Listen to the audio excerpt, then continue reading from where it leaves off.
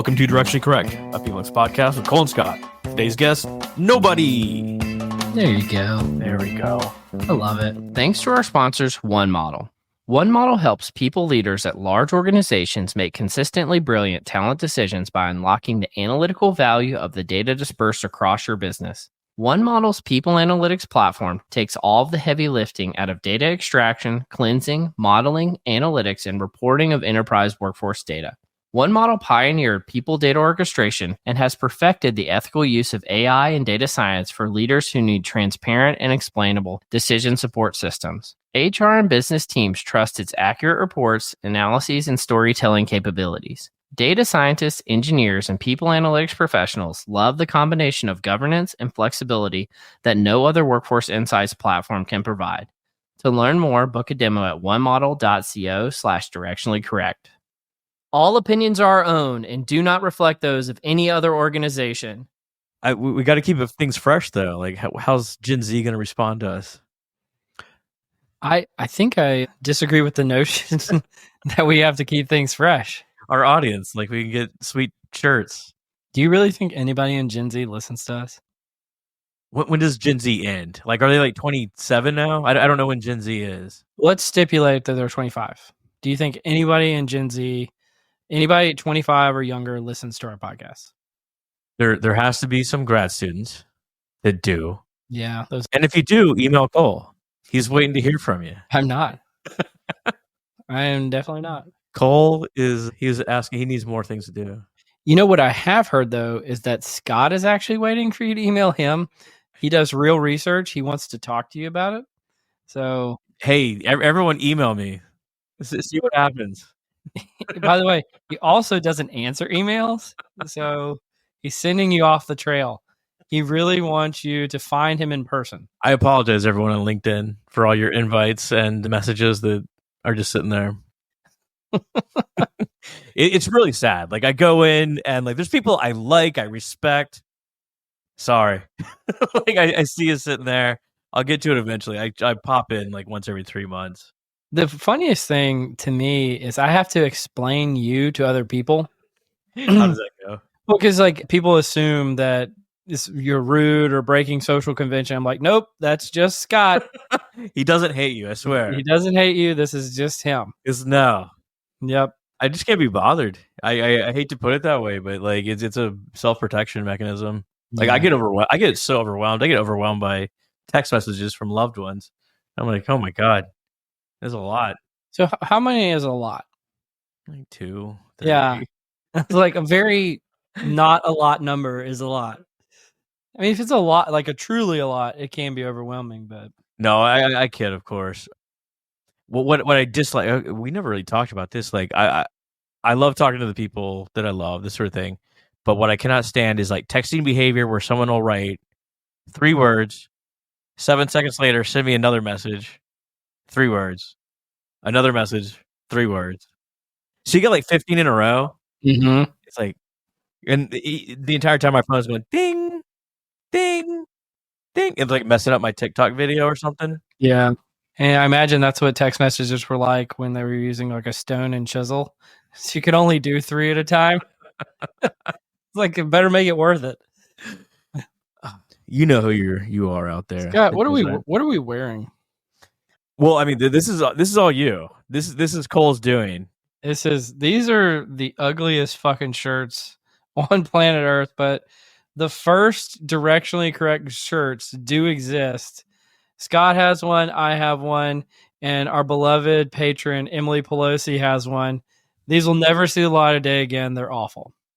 I don't even know where to begin. Thank you for putting this together. You're welcome. You're welcome.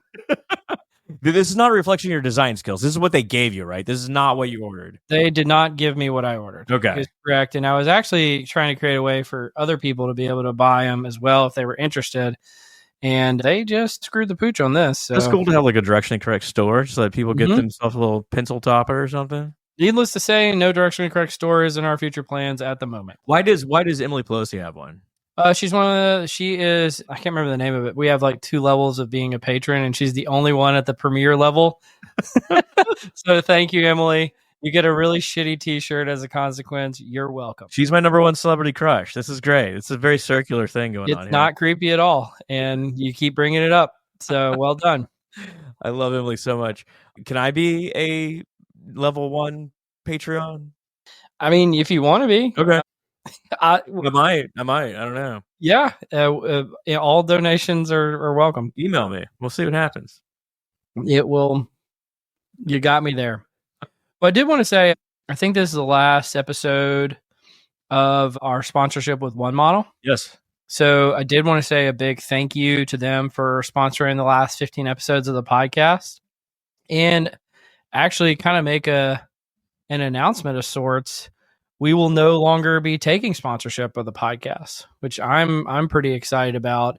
We're going to introduce a series that I'm calling HR Tech Voices. So probably maybe every 6 or 7 episodes, we'll have a vendor on and just get to poke around and hear what they're doing.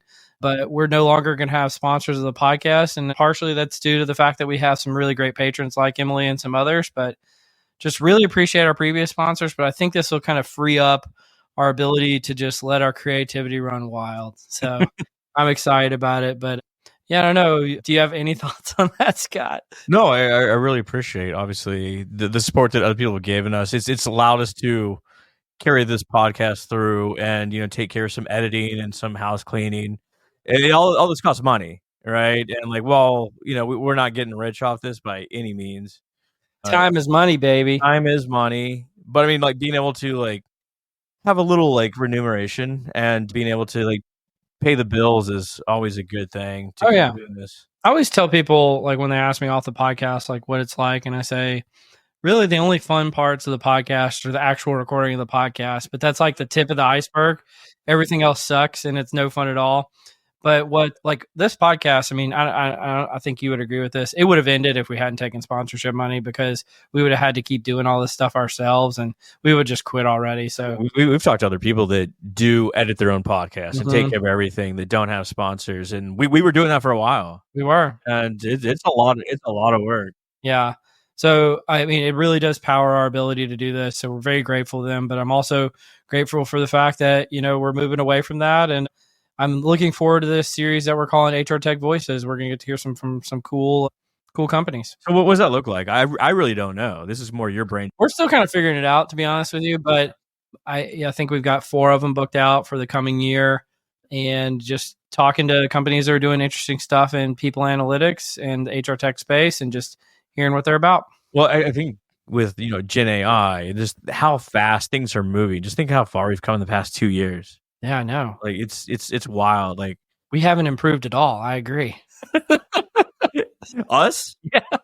Well, you said how far we've come. I mean, we as a species, not we as a podcast. We may have regressed in a lot of ways, honestly. So Scott and I were just having lunch, and in the car ride on the way back, we were saying, because we're recording together in person today, we were saying man, we are just so mediocre in terms of doing this, and I just don't know if I can get any better. So I apologize and thank you at the same time. Speaking of just technology, I don't have the thought that's a rarity these days, but around AI, we aim AI at, say, CT scans, and they can detect tumors, and you're wow, that's really fantastic. But we've also on the podcast, we've not debated, but had a lot of researchers on that talk about there's a lot of phony data out there, kind of funny business going on with publishing because of all the pressures that are involved. And dude, I got 2 things to talk about this today. You what? I got 2 articles to talk about this today. Well, I'm really talking about, I don't know, well, maybe this is part of your article, and I'm having the same thought from someone else, but taking Gen AI and turning it on the publishing world, not only the things that are currently published, but the things that have been published, the whole repository. Yeah. We talked to Marcus today, and he talked about, he essentially discovered these impossible papers based on looking at, say, the SEM model, comparing that to the correlation matrix, which it should match up directly. Correct. Or just incorrect hypotheses in the paper. Well, how would you know if it was not a typo? I mean, presumably you should catch a typo in editing and. Well, I mean, there's certain things our hypothesis was significant when it was not. The typo is always in favor of proving the hypothesis. It is funny how that happens, right? Yeah. Or I don't. I mean, there's certain things like it's an A and it should have been an. I mean, like, that's Sure. these things happen. But I'm talking about legit things that impact the quality of the paper or the findings that may not be fully evident if you're not looking at a hypercritical eye. I totally agree. Or maybe like wreck an entire career of someone that publishes a lot of these sort of things. I think it's like the classic trade-off between short-term versus long-term thinking. Okay. In the short term, yeah, it's going to fuck up a bunch of people's lives. Like, let's be clear. If you find out you got a bunch of researchers, but in the long term, it's going to restore faith in the scientific community and what is published, and improve the quality of what is published. Because scientific papers aren't just for science. People use those findings to do stuff. And if they keep using the findings and they keep not getting the result they expect, that's actually wasting people's time. It's hurting people. It's hurting, presumably products, yada, yada, yada. I think that there's like a second level there too. Like, so say you take Gen AI or something like that and turn it out into the community. I'm talking like a Google Scholar or something like that. Collect all the papers on a certain topic, and you find the ones that seem to be, legit sources of information. Take those effect sizes, kind of map them out, and then you can see where the cutoff point is of where their papers are no longer being published, i.e. like insignificant findings just aren't going to be published. You have a better overall recollection of like what the overall effect of certain characteristics would be. All right. You're sending me down a different pathway now where I'm like, I wonder if you could use AI to generate synthetic data to solve the file drawer problem. That's what I'm getting at. Okay. That's what I'm getting at. Yeah. Like, there's only a certain number of papers that are published. You could weed out the ones that don't appear to be scientifically sound or just have data so messy. We're not going to call it fake. Data so messy that it doesn't appear to be real. Take those out of the equation. Look at what the distribution looks like. Fill in the rest of that distribution, a la, is it Kep's like 2012, something like that. And now you have a pretty good indication of what the overall effect size of specific variables are on whatever dimension you're looking at. What I think would be interesting, and this isn't the exact appropriate use of this term, but what if you factor analyzed all of psychological research just to find out what are the things we actually know, right? So like thinking like dimension reduction, and just taking like, there's the proliferation of theories, the proliferation of studies, the file drawer problem, like all the different things, and you just boil it down to like, what are like the 10 things we actually know in IO or like overall? Well, you could do it for all science disciplines, but like, let's start with IO. Wouldn't it just be fascinating to know what are the things that we actually know that work reliably? What's the relationship to performance for certain things? Yeah. Job satisfaction. Yep. And like, what if you could do some kind of study that got rid of like all the covariates? Because I think we referenced the other day, there's like a study that shows like the 120 things that predict turnover. I'm sure a lot of those are just correlated with one another. Of course. You just get rid of all of them. It's actually 3 things. 3 things predict turnover, and that's it. I mean, when it comes to turnover, I think that a lot of it's going to come down to like your relationships with your boss and your coworkers. Yep. And then when you get past that, it's pay satisfaction. Hygiene motivators. Yeah. Factor theory. Anyway, so yeah, I think that like we're just at the tipping point of AI and like turning it loose on not only what we're doing in the future, because people talk about writing Gen AI research docs, but turn it loose on what we already know in the field. Have you seen this meme? Sorry, this is kind of related to how you teed it up about like finding cancer and everything. Yeah. Where it's like a picture of Elon Musk in 2015 saying in 3 years there's going to be driverless cars. And then there's another guy, must be a famous scientist or something. And it's like in 3 years, we're going to be able to like identify with, you're not going to need a radiologist anymore to identify like cancer or whatever. And then the third picture is just a car stuck in traffic. And it says people driving drivered cars, radiologists driving drivered cars on their way to work. Have you seen that? No. Basically, it means like all these predictions are full of shit. Because you're not going to need a radiologist. You're not going to need to drive your car anymore. And it's like 2024. I guess none of that actually came through. True. I mean, there's an element of like I don't know, the researchers are saying that we're gonna have generalized artificial intelligence in 24 months anyway. So we're all gonna be out of a job. There's no need to study performance anymore. You realize we're always 24 months away from it? Yeah. 2 years from now, we'll be 24 months away from it. Who did we have on that like painted like a rather rosy picture? There's so many bleak stories about how we're not gonna have a job, but he was essentially saying that we're gonna. He was an economist we had on over the summertime. You talking about Ron Hetrick? I think so. Okay. Yeah. He's like, oh, it's just gonna change. Coworker. Ron, my boy. I actually don't remember, so I don't know. Oh, yeah. Anyway, so like maybe we have jobs, maybe we don't. We'll find out. Maybe we don't. Good luck, everyone. I mean, I always go back to like plumbers are always going to have jobs, so become a plumber if you really want to. And actually, that's another one of the things that I have to talk about today in the nerdery. We can hopefully do like a marathon nerdery. Before we get there, though, we got accepted to PsyOp. We're going to do another live podcast at PsyOp again. Shauna Waters, Tara Barron. Shauna's a PsyOp fellow and very impressive person herself, practitioner. And Tara is a Michigan State professor and also happens to be the president of PsyOp. So I'm really thrilled about that. So I mean, they're okay. I mean, if your emails have bounced back from Scott, you've messaged him on LinkedIn, the one assured way that you can find him and ask him your questions is you got to go to PsyOp and come find him in person. I will be there. What would you say, Thursday at 4 p.m.? That's a good slot. I like that. We're moving up in the world, dude. Hopefully we get a big room. I'd love a big room. I would love. I mean, that's right before happy hour, especially the first night. First night's wild. The big room is scary because it can be a wild success or it can be embarrassing. Well, okay, here's my thing. Once you get past like 8 or 10 people, it doesn't matter. It absolutely matters in a big room. In a big room, you can hear a pin drop if there's 8 or 10 people. No, I think we're gonna crush it having a bunch of people there. But we'll have to up our game. I mean, you remember first time, literally last session of the last day of the conference on Saturday.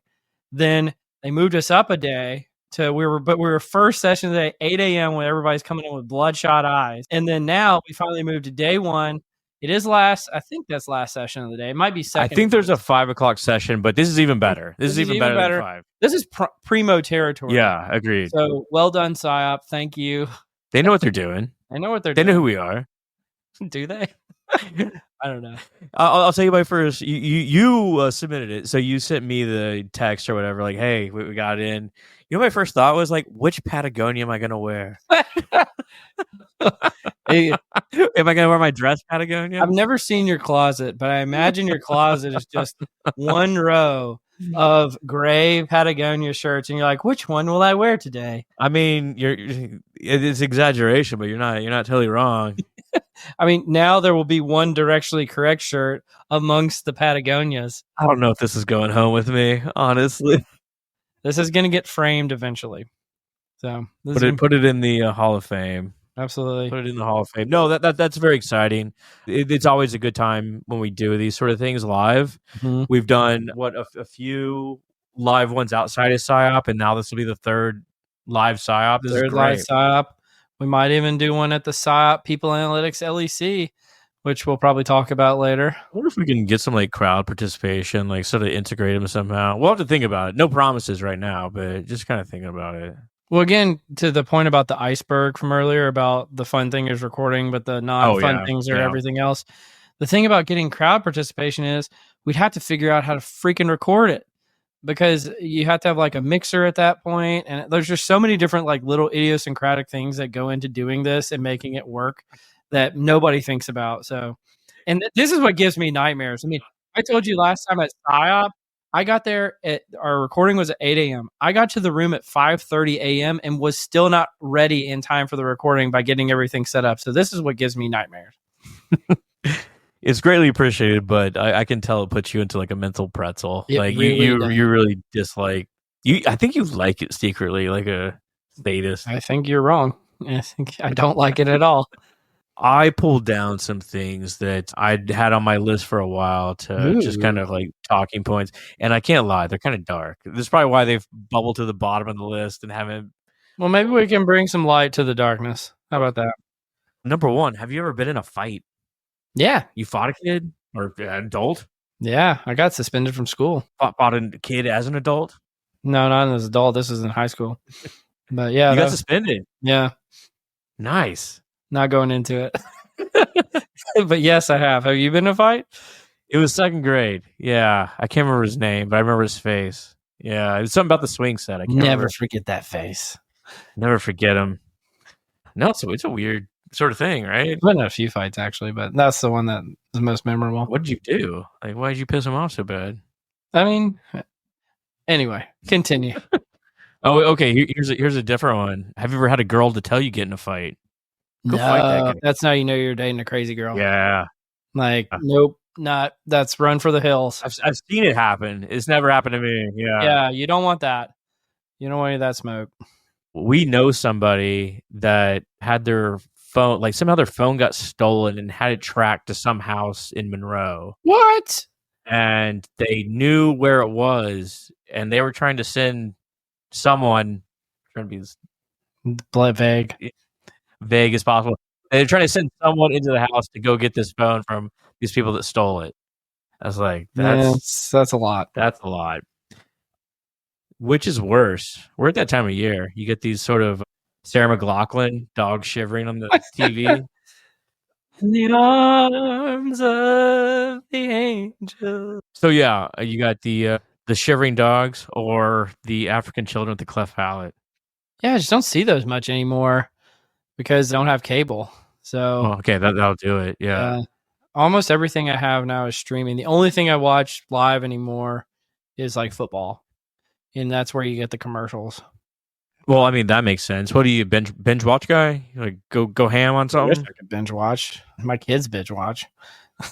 That makes you happy. Like just go away. Gosh, like, well, no, it's not that. It's just, it's if I put something on the TV, everything. I don't know how to put this. Everything I watch other than football has curse words in it, so I can't watch the kids, which means they get the TV and I don't. So it's like, all right, well, this stinks. Anyway. I hear a lot of parents talk about like I watched this entire series in like 12-minute increments because every 12 minutes the kids come in and like need something. So yeah, oh no, dude, like I can't do that. I just rather not watch. I'll do it after the kids go to bed. If I'm gonna watch a series, I'm gonna watch a series. They stay in bed, no worries. Yeah, it's not a big deal. They're good sleepers. We're nappers. You are a napper. Yeah. It never gets old. Nice. You've been working on that one for a long time. I've definitely told that joke on the podcast before. Are you a Harambe guy? I don't know what that is. Harambe, the girl that was killed in the Cincinnati Zoo in like 2013. So you know how like I'm not on social media anymore? Yeah. Certain things just right over my head. Don't see them, don't know them, don't know about it. I mean, like justice for Harambe. He was sitting there. A kid fell into his enclosure and they shot and killed him. That's pretty bad. Why'd they what do would that? you do? Like, okay, like you got kids. Like if you go to the zoo, surely that's what kids like do. They fall in the monkey pit. You go in after them? I don't know. Depends on the context. Okay. Because like if there's like a zoo person there, I should be like, zoo person, can you get them? But like if there's nobody around, and the girl is coming over to the. I mean, you're gonna save your kid. You got to go in. Right? But there's contextually there could be like easier to save, harder to save, depending on what's going on. But you're gonna save them one way or the other. There's a lot of factors. Like, how many kids do you have? Who's gonna carry on my legacy if this person gets killed? You got the one kid. You got to go get him. Yeah, you got 12. Get all your eggs in one basket. These are dark. These are How dark could they possibly be? It's like, well, there was a monkey in a zoo who they murdered. What do you think about that? He's a internet legend, Harambe. Okay, last one. I'll keep it dark. Ever seen a crazy car wreck? I have. Yeah, I remember it didn't even feel real. I was driving down the interstate, and it was like probably 2 or 3 cars in front of me, and this car, I guess, just swerved into the median. And they just started rolling and rolling and rolling. Really? And it just like, it felt like I was watching a video because it was just far enough away from me that like wasn't worried about like, yeah. Like, and the people didn't even slow down. That was the crazy part. And then it's just like, I'm like, did that just happen? I was like, yeah. I mean, it was like a crazy video. Like you just see those videos of cars rolling over and over and over. It's here in Dallas. This was in between Ruston and Monroe, I think. I mean, cars get going pretty fast there. Yeah. I was like, that's wild. Have you ever seen anything like that? I was in a rollover car wreck when I was 17 or so. Lucky to survive that. But what sticks out to me is like this third person just standing there like, oh my God, that just happened. Was this guy was just tearing ass down a residential neighborhood, but like kind of a little faster, maybe 35 mile an hour sort of street, and he's going super fast, and it was nighttime, and like hit the curb, and we could see him. He flew and landed under a minivan. Oh wow! And it was nighttime. It was like midnight, and I was probably 18, something like that, and ran over to the house of the owner, and I was like ringing the doorbell, trying to get him to come out so he can call the cops or whatever. And he was freaked out. Like he seemed like he may have had a gun or something like that. Like why would someone be frantically ringing your doorbell at midnight, right? It is pretty shady. Yeah, it's weird as hell. But it's like, someone just landed under your car and like, possibly dead. He was fine. He had like road rash and stuff, but yeah, it was a wild scene. That is wild. Wow. And I mean, just imagine if that had gone a different way, you wouldn't be sitting here wearing an ugly ass shirt right now. I mean, there's lots of forks in the road. Did you see that Google invented a quantum computer, and it carried out some calculation that they said shouldn't be able to be processed for like 1,000 years? Yeah, they said it might have proved the multiverse. Yeah, so it proved that there are so many dimensions. See, it's funny what makes it to my radar. Harambe, just whoosh. You know all the lame stuff. You don't know about Harambe. Google Willow is what it's called. I think it's called Google Willow. Is it? Yeah, name of the computer, and I get all that stuff. That makes it right to my death. It's like, is there a multiverse? Absolutely. I was at a conference in Boston several years ago, and this guy was like at MIT, like trying to develop a quantum computer. Maybe he's part of this Google Willow. Using qubits that stay in a superposition between 0 and 1, like allows the ability to do more calculations. Look at you go, man. Well, I asked him about it. He's like, I don't know, we're trying. I was like, do you think you're gonna do it? He's like, I don't know. I have no idea how they do it. I assume they like super cooled computer. Yeah, like near like absolute zero or something. Well, we just tap into the multiverse. That's what we do. Yeah. It's like, oh, okay, well, I'm gonna go do this podcast real quick about car wrecks in Harambe. Okay. Well, speaking of, I moved jobs again. So that happened. Yeah. Yeah.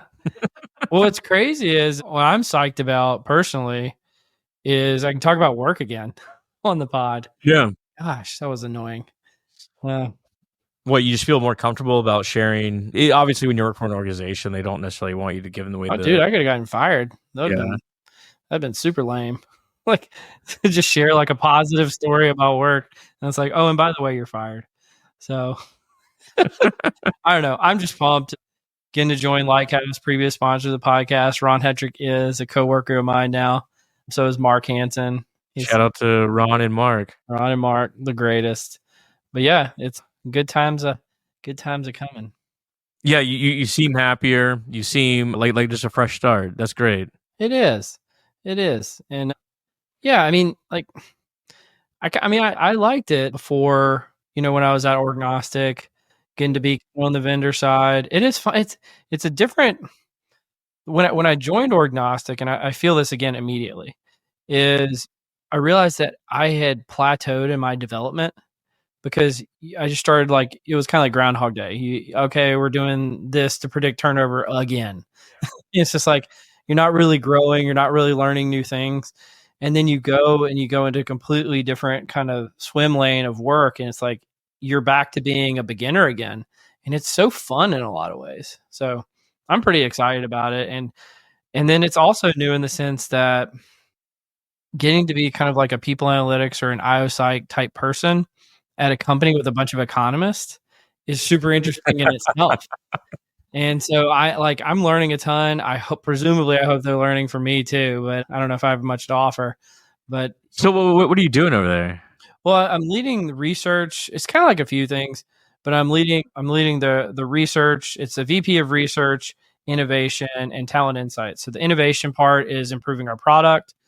And then the talent insights is going out and like doing thought leadership type stuff. So speaking at conferences, doing webinars, showing people the value of using labor market data in the workplace.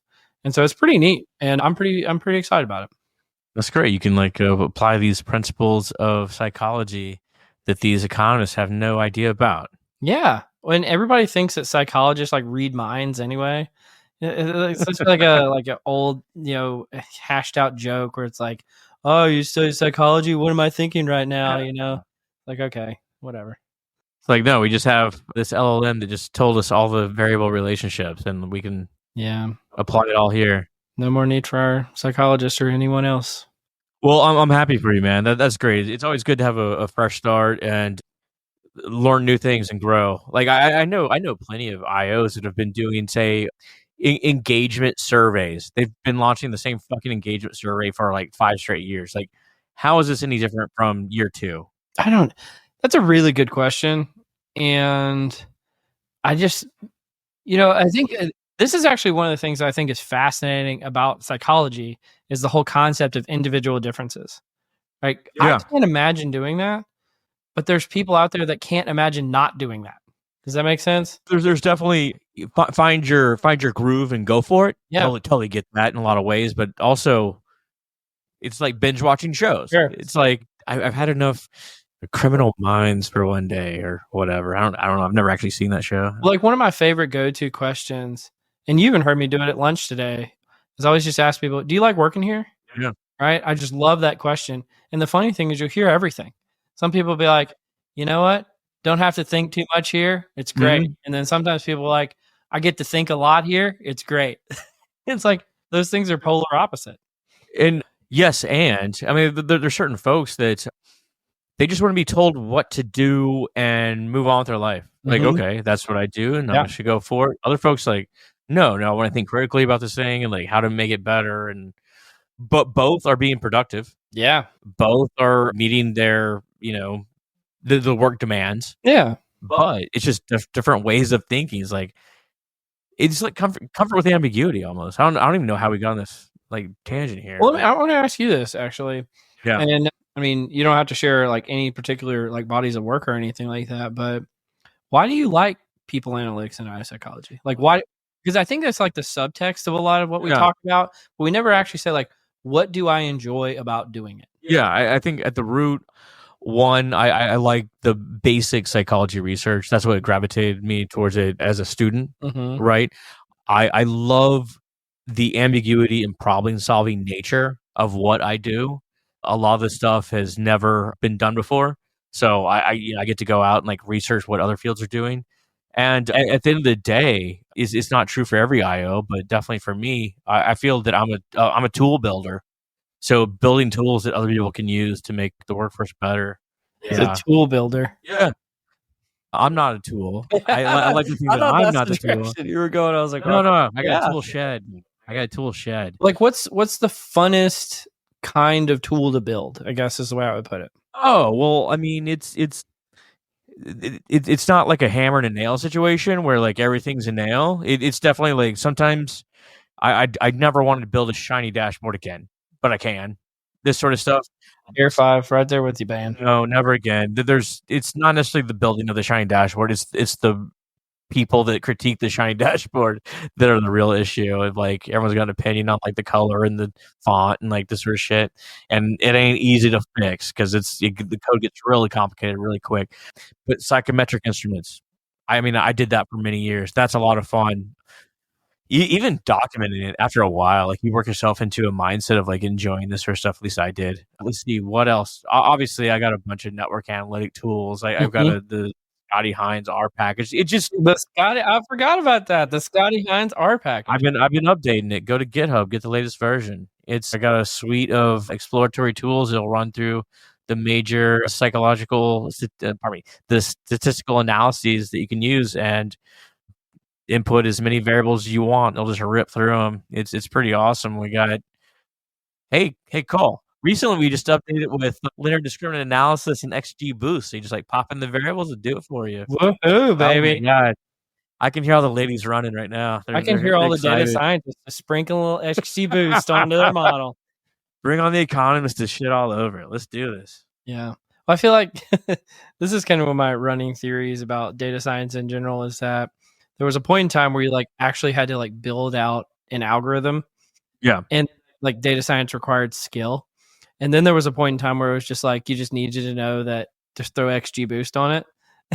Yeah. And then there's a point in time where now all you need in the future is to say AI build me a model.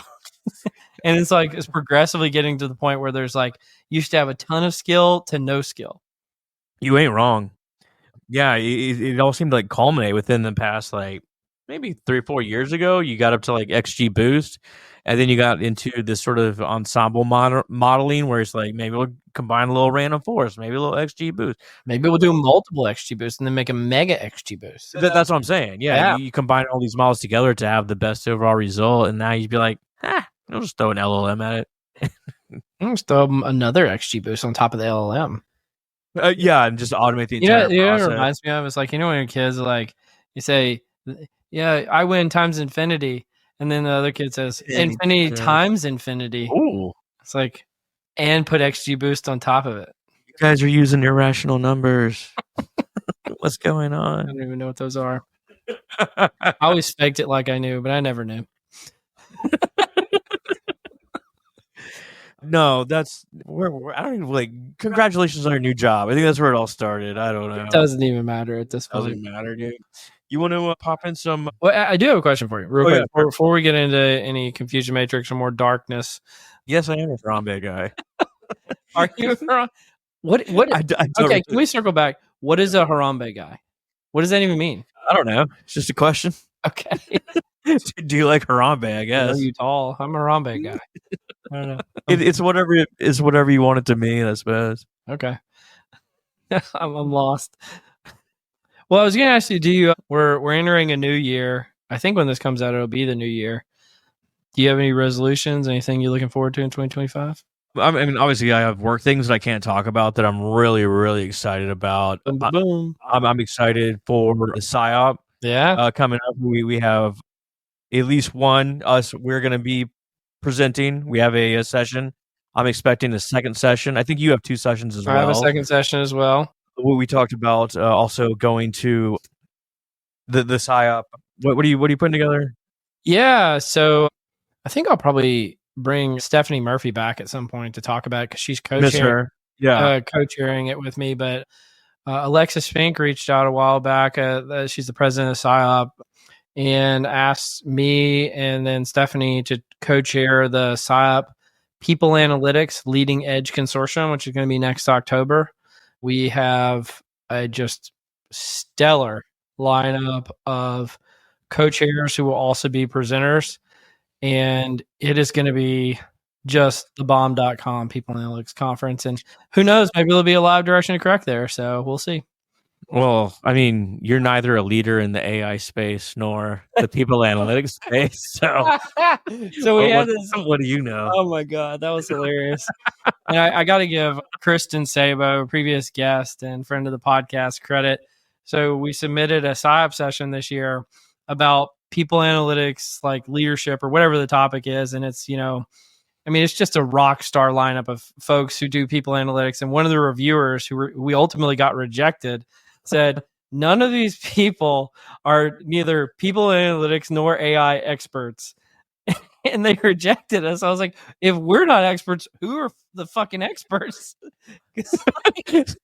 Fucking Einstein over here. And yeah, like I presumably the person who left the comment is the real expert and everybody else is not. So he is the person that created the quantum computer. Yeah, Google will.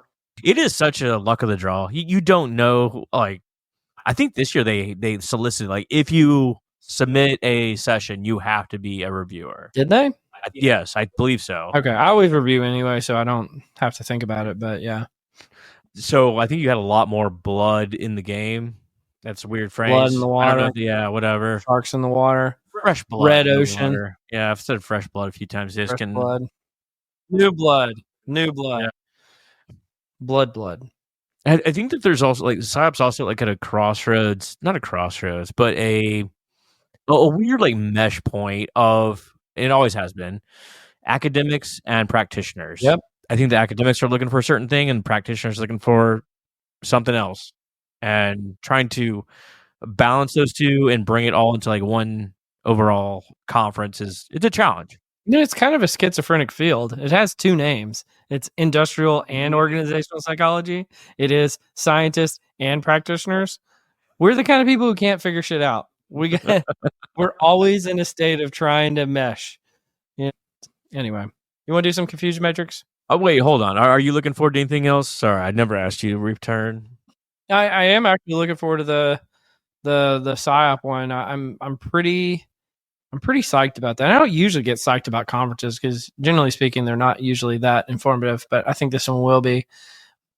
I don't know. Where are we going? Denver? It's Denver, right? Denver, and then the LEC will be in Atlanta. Cool. Also. But yeah, what am I looking forward to next year? I don't think I'm gonna do a New Year's resolution because I realized I didn't really keep mine this past year, and I felt kind of like a jerk about it because we announced it on the podcast, and then like immediately I stopped doing it. But yeah, I think I'm going New Year's resolution list this year. So hopefully I just get to be so bold. Real deal. So bold choice of you. Yeah. Well, that's how this whole thing got started. I mean, I did a New Year's resolution that I was going to write one article. That one article led to a bunch, which led to me joining that thing with Al Adamson, which led to us talking about doing the pod. I mean, there's so much in life that is just about just like showing up, doing something. Just do something. Just doing something, saying yes. That's like my typical advice to graduate students. It never lands. Yeah. I think they assume that I'm giving like some kind of like cryptic wisdom. Yeah. Like, no, take what I'm saying at face value. It's just do things and things will manifest as a consequence. If you do nothing, nothing will manifest. God, there's lots of places I could go here, but because really they want to say is like, well, what things should I be doing? And like the things that you want to be doing, and they're like, just tell me the formula for success, a wise one. And this is how I've managed my way through the career, is like seeing things that I thought were problems and I could fix with like interesting solutions, go and prototype or more than prototype them, eventually show them to someone that at that point they can't say no because they're trapped. Well, I mean, like you've already built something with like a really strong proof of concept. And it's like, well, at that point they're gonna say no. At the beginning they'd be like, no. Yeah, but if you already done it, you're too far gone. Sunk cost fallacy. Just like once again, having the motivation and it's not even strategic. It's just like the joy to do it on the weekends and nights because you enjoy it. I'm not saying everyone has to do it, but I think that actually cuts through a lot of the baloney out there. Is like, if you actually do enjoy something, you'll just do it anyway. Yeah. Right. And so if people are like, oh, but I'm not getting paid to do that. And it's like, well, it's probably not what you should be doing because you don't really sound like you're into it. Yeah. If you're going to wait for someone to pay you, it's just not going to happen. You're going to wait for somebody to pay you to do a podcast. Probably don't do the podcast. You can come down with a cool $1,300 a year. It's going to be sweet. Ooh, some of that after-tax money. Oh, it's so good. Yeah.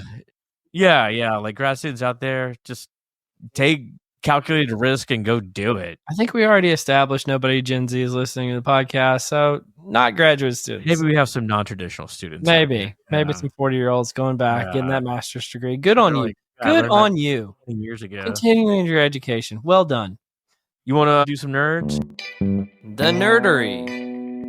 Do you want to do nerdery or are we going to do confusion matrix? Or was the dark I have no confusion matrix. We already did it. All right, no confusion matrix today. Womp, womp, womp, womp. We already did it. Like I can do it again. Like, are you a Harambe guy? No. Oh, okay. Not doing that. Okay. All right, let me hit you with one and then you can hit me with another. Sure. And then we can kind of, what do we call it? Trading blows. Trading some blows.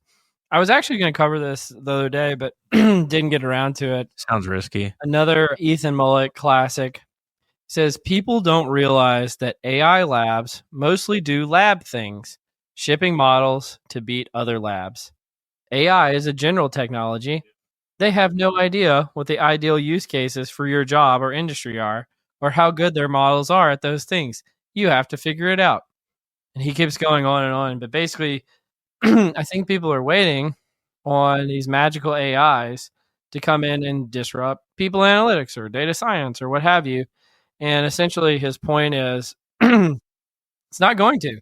It's going to create somebody who's using the LLM that has that domain specific knowledge to build the use cases. The LLMs can be used to do other things, which is another reason why I think it's going to come for plumbers last, is because no plumbers are building out the plumbing LLM use cases.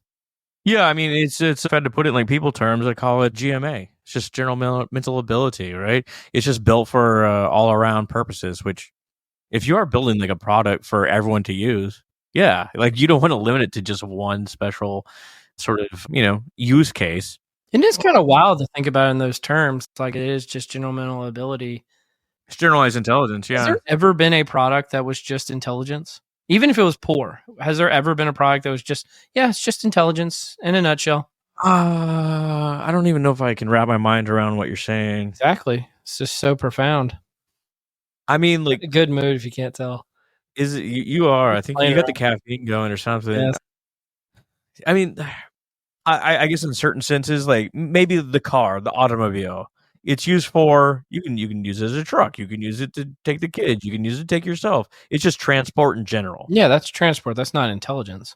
No, I'm not saying it's. I'm just saying as a product. I think that's the truly wild and revolutionary part of it.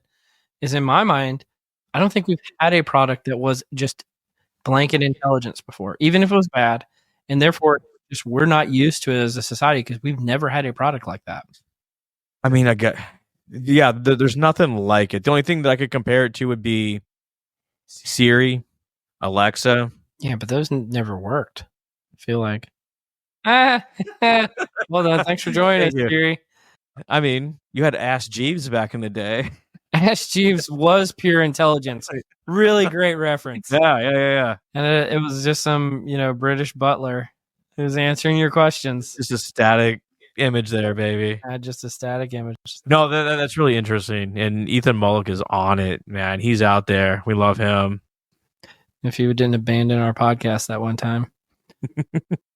By the way, just the one episode that we had a guest no-show, that was absolutely Ethan Mullick. Not joking either. He just didn't show up. He's got important things going on. But like along the same lines, this article is actually a book chapter called Identifying Personality Dimensions and Characteristics of Digital Agents. So digital assistants with personalities can improve our experience and trust, but existing personality models are too complex for many design use cases. So what these researchers did is develop 8 assistant characteristics based on personality and stereotypes from popular media, and they had 19 people interact with them. And what they found, not particularly shocking, is that friendly, authentic characters were rated most likable and trustworthy, while unfriendly or depressed characters, think like, the robot from Hitchhiker's Guide from the Galaxy. I liked him. Oh, I'm sorry. Yeah, he was like my favorite character. That was Professor Snape. Was it? Same actor, yeah. Really? Yeah, he's dead now. They were less liked. The key dimensions identified were a balance of power and professionalisms, and that's about the main gist of that. I'm not sure I got what to do with that. Well, what you can do with it is like we're going to be interacting with these AIs. But make them friendly? Is that the point? Yeah. If you want to make them likable, I mean, you can make them depressed and anxiety ridden if you want to. It's all for nothing. Especially when that becomes like your new best friend that you talk to all day. I will say, and this is because I think it was you who was talking about this, and I tried it out the other day. I did this talking to ChatGPT about a problem thing that I was having with work. And I'm telling you, on the other side of it, I felt better.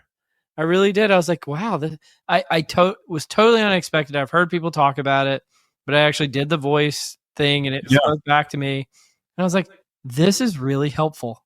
And I had never, because like I tried Siri, tried Alexa, never had anything that remotely resembled like, okay, this is helpful experience before. I was like, this is really great. I used it last night. There was a free kick in the NFL game, the Thursday night football game. It's like a very rare sort of rule situation. I asked ChatGPT about it and told me a little bit of background about it. But like, think about a new employee onboarding. Mm-hmm. They don't want to ask their coworker like, hey man, like I can't figure out how to get our meeting system to work. Can you help me out here? Dude, Or I ask like, everybody. I'm just blowing people up. I believe you do.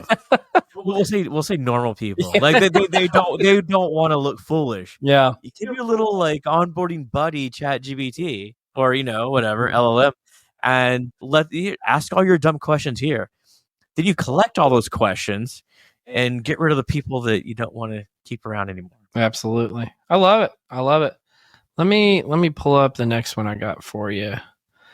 I think you'll like this actually. That's actually like a really interesting use for LLMs to give here's your onboarding buddy and just, hey, if you got anything going on, you want to know about your pay stub, you want to know about whatever, it'll point you to it. And if you have any like more complex questions, go to your coworker. I mean, the thing I said from the beginning, a bunch of people have said this is not unique to me. I said in HR technology, the number one use case is knowledge management. And right, that includes onboarding. Just put all your documents, all the pieces of information that you would ever need in one place and have the LLM be able to query it. That's, the secret sauce. But again, back to what Ethan Mullick said a second ago, that's not just going to happen natively. LLMs aren't just going to create that capability. You're going to have to create the use case yourself or have a company who creates it.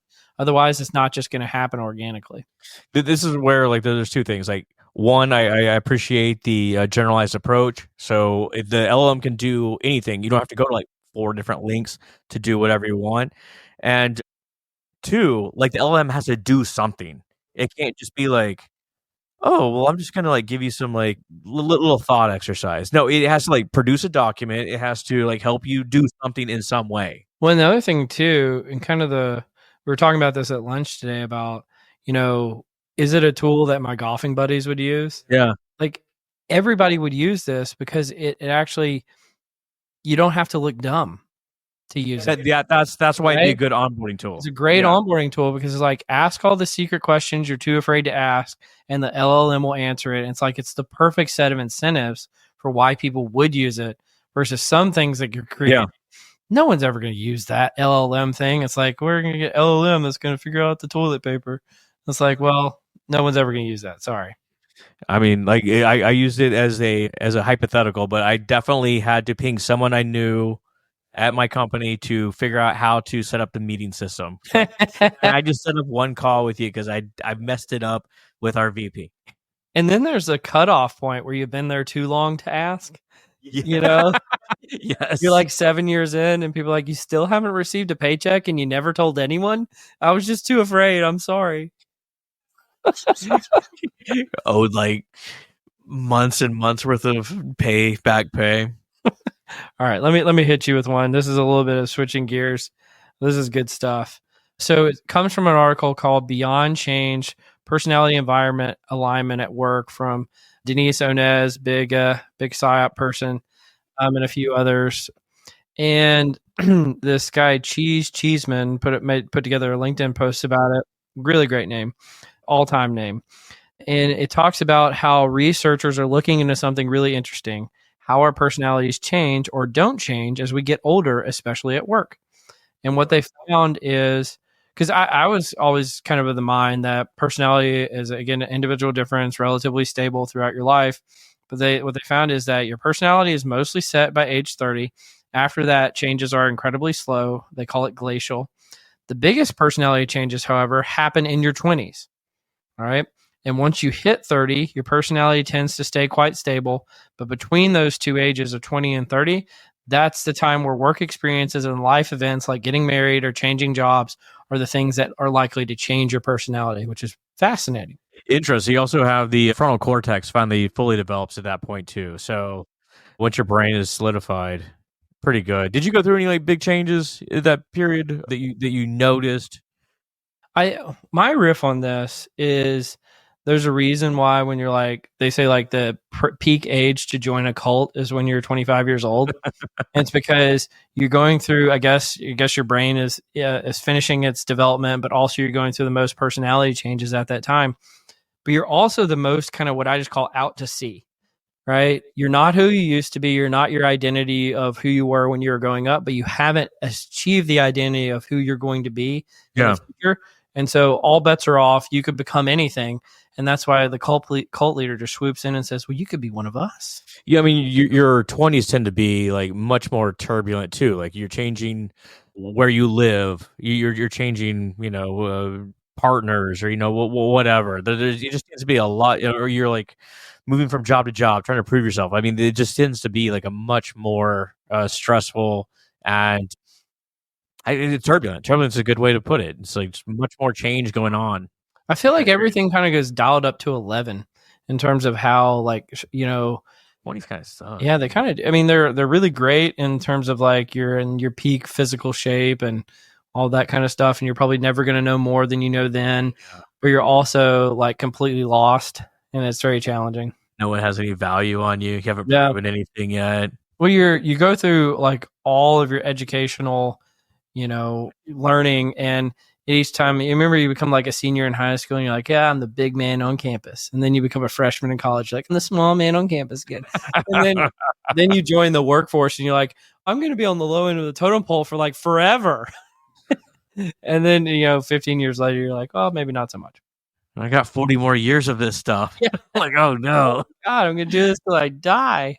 What am I going to do? And that's why I ask everybody, what do you like about working there? No, in reality, like if you talk to a grad student, what you got to tell them is like, do what you want to do. Like, what do you enjoy? If you enjoy talking to people, go be a consultant or some aspect of that. If you don't enjoy talking to people, go be an engineer or something like that. Because if you do, you cross over, you ain't going to be happy. It's going to be a long, miserable life for you. You're going to be like Sisyphus pushing the boulder up the hill. God. Up the hill. Up the hill. Okay, I got something that'll bring a smile to your face. So, Hawaiian monk seal died after a battle with toxoplasmosis. Was his name Harambe? We do know his name though. So, toxoplasmosis spread by cat feces is a leading cause of disease in critically endangered Hawaiian monk seals. There's only 1,300 left. Boy, I overwrote it. But essentially, like this seal ingested some fishing net and fishing equipment, and they had to put it down. After he also had toxoplasmosis, which I feel like the fishing net was like probably more dangerous to him. But they urge cat owners to keep their pet indoors and dispose of their cat feces so it doesn't leak into the runoff and get into the seals. Yeah, it goes into like the mussels or something that the eat in the water. Are you okay, man? Everything you've brought up today is just depressing as hell. I'm trying to make it funny though. I'm trying to the seals are dying. I thought you would love a good toxoplasmosis story. He sucked. There is no purpose in life. We're all gonna die. Like, come on, man, help me out. I'm just over here giggling about everything. There is no purpose in life, probably. Oh my God, Scott, come on. All right, let me hit you with something else before we really go off the deep end. This actually might contribute to your depression. All right, let's find it. This is actually one I read the whole thing, but it was a little while ago, so I'm going to do my best to remember it. It's called The Algorithm and the Org Chart, How Algorithms Can Help Conflict with Organizational Structures. And I just thought, and this is from the proceedings of, I don't know what ACM stands for, Association of Computing Machinery. So this is clearly like a computer science journal. So this is not, what I always find is when other disciplines are doing kind of like psychology or people analytics adjacent research. And what they found is essentially that if your org chart is essentially how a loose abstraction of how decisions are made in an organization. Obviously, you do a bunch of O&A research and realize that there's alternatives to that. But again, these are not folks that are. I mean, they structure the organization for a reason. Correct. And presumably, if you worked like a true pyramid, that decisions move up the pyramid to get made. And what they found was that algorithms, and specifically algorithm-based decision making, was superior to human-based decision making. However, and this is the tale that's as old as time in people analytics and IO psychology, that the thing that actually decreased the level of adoption, even though superior decision making was made by algorithms, was the org chart itself. So when it came into conflict with different priorities of different groups or different leaders in an organization, And so essentially what they're arguing for is that the algorithm should basically be in charge of the whole company, make all the decisions, which is the stereotypical computer science answer to everything. But what I thought was so funny is that another discipline finally came to the same conclusion that, oh, it's not just about finding the right answer, it's about being able to influence the adoption of the answer with people who aren't necessarily on board with it in the first place. I thought that was really interesting. That is interesting. And like you said, we know that mechanical judgment is better than human judgment. I mean, this is like one of the things that we do know in psychology, this sort of thing. And it goes back again to like we've talked to a million people analytics folks, and like it's a continuum from first, do you have the data? Do you have a way to warehouse the data? Do you have the people to analyze the data? Do you have a way to actually get the data out? And then finally, can you actually influence people to change with the data? There's a lot that has to go right, including the last bit there. So even if you have all the pieces in place, trying to get leaders to change their mind, it goes against what they believe. And I think again, that's why I say it's a tale as old as time, because what you're describing is what they call the algorithm in the org chart. What your research is essentially the quote unquote algorithm, and it's you're fighting City Hall, i.e., the org chart, in terms of trying to make it happen. And I just think it's interesting when you see other disciplines kind of run up against that. I'm in the middle of reading Laszlo Block's work rules book. It's so far fantastic, but there's a great quote in there. It's for someone at Google, because of course he's from Google. It was something about like bringing data to an argument, and a leader was telling their subordinates like, "Hey, you brought me this paper, and like you want me to do this thing, but there's no data in it. So if it's just a opinion, we're gonna go with my opinion." Yeah, I think that's that famous quote: "If you've got data, show me yours. But if you've got opinions, let's use mine." Yeah. That's a good one. That's a really good one. You got another one? Oh yeah. Oh my God, do I got other ones for you? Okay, check this out. We got some more catastrophic sort of information here. So the application of network analysis to uncover. We're going to call this episode "Is Scott Okay?" The application of network analysis to uncover variables contributing to functional recovery after stroke. It's really cool. So stroke is a leading cause of disability worldwide, and identifying the factors affecting the functional outcomes is important to treatment planning. And they can use network analysis as to model these sort of approaches. So think about it like a causal attitude network. So essentially, I remember that. Nathan Carter. Nathan Carter. There you go. Had someone else on that was and Nicole Lettich. Nicole, yeah. So this is a retrospective study, and they took 348 stroke patients and used network analysis to investigate the associations between clinical and demographic variables. I think it was Nicholas Bremner. Sorry, Bremner. I can't remember. Oh yeah. But essentially, they compared people that are high and low functioning after this, and they essentially found 325 connections and identified between variables, and 22 significantly differentiated between high and low functioning groups. Specifically, the high functioning group had a much denser network between these sort of variables. So, I mean, no specific findings here that we can use in a people analytics case, but the application of network analysis is pretty fascinating for a variety of different fields. You know, I think about it this way, and this is one of the things I think is just fascinating that you've been able to dig so deep and become such a subject matter expert in that space. Is, well, I actually have a question for you. Have you ever done anything with knowledge graphs and like the social graphs that like social networking sites use? Tell me more. Well, essentially, like the whole premise behind like why Facebook popped off back in like the 2000s and other social networking sites didn't is because I don't know if they invented or they just started using for the first time what they called the social graph, which is just basically a huge O&A on steroids. Okay. Who's linked to whom, and what are all the connections, and how you can use that to disseminate information to make people like each other, get connected, and honestly make the apps more addictive too, and all that kind of bad. Yeah. But and then I hear about like knowledge graphs, and then I hear about O&A, and it just seems like there's like, I don't know like the right words for it, but like, let's call it like the pre-network revolution was like everything's just linear. It's like you have an independent variable and a dependent variable, and what's the relationship between the two? Yeah. And then once you overlay things like O&A and you can apply them to so many things, it's like it's not just one dependent variable and a bunch of IVs going related to it. It's a bunch of IVs and a bunch of DVs, and it's all the interrelationships and then the emergent properties that happen as a consequence of those. And that's really why it's such an exciting area to be in. I don't know. Would you agree with that?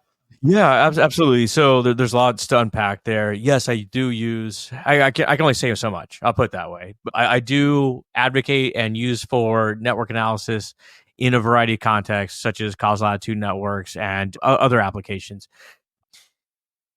And also, yes, I think that a lot of people, when they do think about network analysis, especially people that are not necessarily practitioners but like enjoy the concepts, do think about like you got an influencer, they will linearly influence somebody else. But it's But not but like that. it's not like that at all. That they're going to be connected to a ton of people, and you got like feedback loops, so connect to other people that you can also utilize that. Mhm. There's concepts such as the horizon of influenceability. So you're talking like two people away. Like I know you, Cole. I kind of have a pretty good idea of how you behave. You have other people in. No, not really, not you. But like you have other people in your network that you maybe tell me about, and I got an idea of what they do. But it's going to be easier for me to influence you than it is them. But there's still some sort of like feedback mechanism that we can also utilize there. There's just tons of applications, and actually a lot of the principles of network analysis, some of the more emerging ones, come from the biomedical field, like how neurons actually interact in the brain, how proteins interact. It's wild. I mean, what if we find that like every scientific advancement of the future is actually based on like network graphs or something like that? Well, I think that that's everything does feel interconnected in some way, right? Even if it's like indirectly. But as you see, like in a causal attitude network, the results you get are not that different from factor analysis because things tend to cluster together, right? So certain things have little pockets of influence, and you call it influence, you just call that hanging together, whatever you want. So, I mean, Birds of a feather flock together, as you're known to say, and Michael Arena. sometimes Homophily. homophily. Very good. I'm a listener. Homophily. That's a big one. Look at me. We could talk about the friendship paradox later, maybe next time. Is that an article you got? No, that's just the idea that your friends mathematically have more friends than you.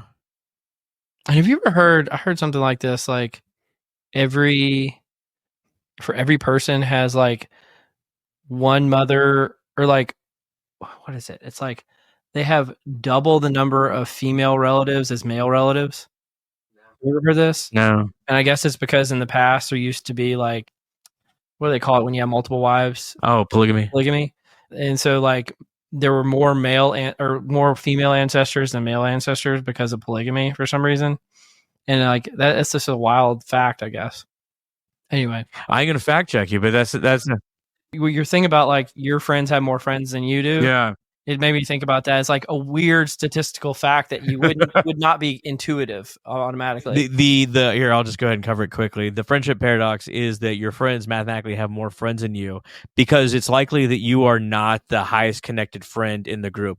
Even popular people are connected to other popular people. Oh shit! Right, so like someone that's not very popular, they're on the edge of the network. Or we'll not even put it in network terms. They're on the edge of the friend group, right? They don't know. They may have like one connection who's popular. That person's got 50 friends. Yeah. Now they have one friend. Their friend has 50 friends, right? That popular person's more likely to be connected to other popular people Who have 100 friends. who have 100 friends. Yeah, so Everybody feels like they have less friends than the other people that they know. and even that local popular person, he has like 6 other people that have no friends connected to him. Right, so He's just tolerating those fuckers. Hi, no friends. he may not even consider them friends. Yeah, they're just acquaintances. They're just people that I've once met. It's like, God, these people can't get a Have friend. you heard these like crazy stories of like someone like inviting someone else to be like their groomsman at their wedding? Be like, are we even friends? Why'd you? I feel like that's like the plot of movies, but I've never heard about that in real life. Maybe it's because I don't know. My friends have friends. But, okay, one more each, and then we'll cut this thing off. All right. So the article is ChatGPT. Can you take my job interview? Examining artificial intelligence cheating in asynchronous video interviews. And I'm not even going to go into it. I think that explains it all. Is that people are using AI to do interviews for themselves, and is that cheating? I don't think the question is like how good is it, or obviously it's going to be happening if you're doing video interviews. Is it cheating? I have seen like TikTok videos of people holding interviews, being interviewed, and going into ChatGPT and just writing the answer or the question really quick and having it spit out answers, and it gives them like step by step how to do it. And it feels like cheating, but at the same time, if that's a tool you're going to be using on the job, It is. it's just a tool. It's just a tool. Like you're using a video camera, using a calculator. using a computer. Yeah, just using that computer. If that's the new computer, why are you not using it? Then have at it. Like I mean- the value of crystallized intelligence is so low. Well, and here's the thing: is like, is the interview of the future just a test of ChatGPT proficiency? How good at you are using ChatGPT? I'll get my personal ChatGPT to take their ChatGPT. I'll have my ChatGPT fight your ChatGPT any day. My dad's stronger than your dad. Is it like, okay, it's the whole education model is crazy, right? Like, what are we going to do with this in the next few years? And this just adds credence to the idea that social skills are more rarefied than any other skill out there, than technical skills anyway. And hiring for those is going to be a premium. Absolutely. Actually, can I hit you with two more really quick? Yeah, hit me. All right. One is, and I already hinted at it earlier, is from Rob Briner, the big evidence-based management guy. We've talked about a few of his things on the podcast. Approximately 1 in 7 scientific papers are fake. There you go. Right. And this is he's saying 1 in 7. What's that? 14%, something like that. Yep. So it's not quite Crede level, but it is showing that of the studies that they significant. Yep. And it is significant. And then on kind of a related note, friend of the podcast, previous guest, Keith McNulty, published he's amazing. Published an article called Can a Horse Do Math? And it's talking about the famous case of the horse Clever Hans. Yeah, he would stomp out as long as he saw you. As long as he saw you. And so what they were able to do to figure out that how Clever Hans was able to know the answer was because it was basically, I think, through explicit and implicit cues that the questioner was asking. Yeah. Was kind of prodding him to know what the correct answer was. And so if you separated the questioner where he couldn't see anymore and the questioner actually didn't know the answer anymore, Clever Hans was not so clever anymore.